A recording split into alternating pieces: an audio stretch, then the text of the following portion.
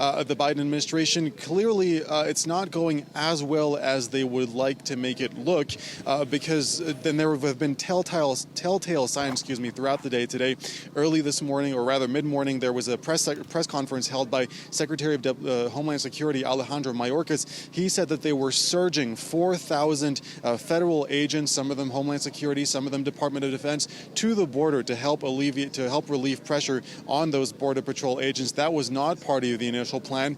Later this afternoon, this Thursday afternoon, there was an announcement made by the federal government that basically announced that they would be releasing migrants that were being held at locations that were over 125% capacity, essentially released out into the wild with no control, no court date, essentially with a paper saying, please get in touch with us at a later date to try and get a court appointment. That measure has now been stopped by a federal judge, so that is pending any further litigation in the next few days. We'll probably see that happen in the next few days. But again, that has cut a significant pressure valve for the federal government. So clearly, critics might say that the federal government is making this up as they go along, but the Secretary of Homeland Security is saying he is confident that the federal government's plan will deliver results. He just said, however, it will take time for those results to be fully delivered. Very briefly, Wassim, you're clearly on one side. I can see the security lights behind you as people go through.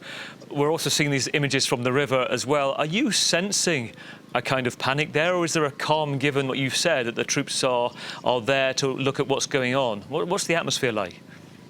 I don't think there's any panic. I mean, everyone we've spoken to here, especially Border Patrol officials today and yesterday, they were saying that basically they had the tools that they needed to sort of keep an eye on the border. Now they were hoping that basically the increased manpower would be able to relieve that stress, that burden of those thousands of people trying to cross the border illegally. My colleague and I were able to cross the border into Mexico, into Ciudad Juarez, earlier today.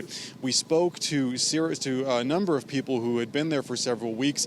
They said they had no intention of crossing the border illegally, so at least it seems that on that end the message has been heard that it would not be in their advantage. They've been told to make an appointment through an app called CBP One and to wait for them to receive a date that they would be able to make their case for potential asylum in the United States. So for now, the increased manpower on the border, the federal agents that have been sent, even soldiers that have been sent to the border, have at least been able to relieve the pressure, at least that's what it seems like, and so have been able to decrease processing times for the people who have actually made it across the border.